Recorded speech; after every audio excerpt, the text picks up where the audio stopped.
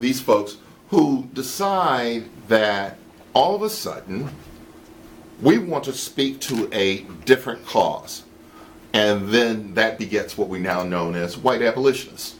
And then, of course, the other part is that there were a number of slave pens down in the Fells Point area. In fact, it's always ironic to go down there to see the area where folks think is very chic-y. Yeah. And then, well, that was the various place where they had the slave banks. Those houses are like small, but now they're... No, those are at the turn of the century. I'm talking predating that. Wow, okay. In fact, we're talking... You're saying the popular places in Fells Point where a lot of white people have moved today and paying exorbitant amounts of money. Black folks were down in there. Yeah, they were in bondage pretty much, because the term, if you ever remember the term called being sold downriver, that comes from Baltimore. Really? In other words, people are spirited away during the night who are free blacks. Because remember, if you haven't seen 12 Years a Slave, it kind of harkens to some of that. Right. But in Baltimore, what was happening? That man was mad. I bet he won't ever drink again in his life. He took a sip of that fine martini and woke up in chains. Boy, don't that sound like Baltimore. Well, that was Baltimore. That was Baltimore, because what was No, happening... he was in D.C. when they hemmed him up. Right, but that trade... Oh, yeah. An idea comes from Baltimore, because what happens is we have one of the largest free black populations. There's Baltimore. D.C. No, not D.C. Yes. It's Philadelphia.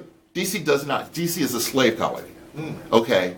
My understanding was that D.C. and Baltimore... D.C. is a slave. 888-400-5574. I need some history buffs out there. 888-400-5574. And let me document where I get my information from. It's called Slavery in the Chesapeake, which is a book that was written about slavery in the Chesapeake. Hey, quick question. Sure. You said the Methodists were the first in abolition. That was even before the Quakers? Yes, Yeah. the Quakers are in Pennsylvania, of course, Yeah.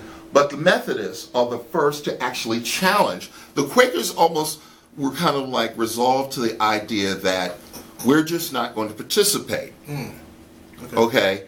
And then they joined with the Methodists in agreeing that slavery is a bad thing. Okay. The Quakers are kind of like, well, that's what y'all do. It is the Methodists who decide that, no, we're going to challenge the system. Okay. And that's different. Is that the reason why some of the oldest black churches are AME? Well, if you want to explain about that. Okay. That goes to Philadelphia. Okay. If you know that the African Methodists are very big there because their founder is from... Mr. Allen. Yeah, Richard Allen.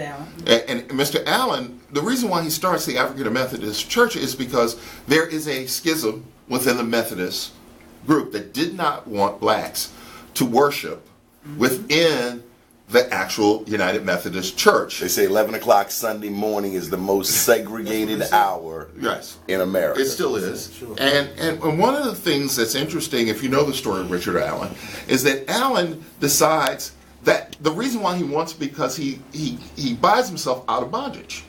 Okay? Remember, you could either buy yourself out of bondage, or you would have someone kind of decide that you wouldn't.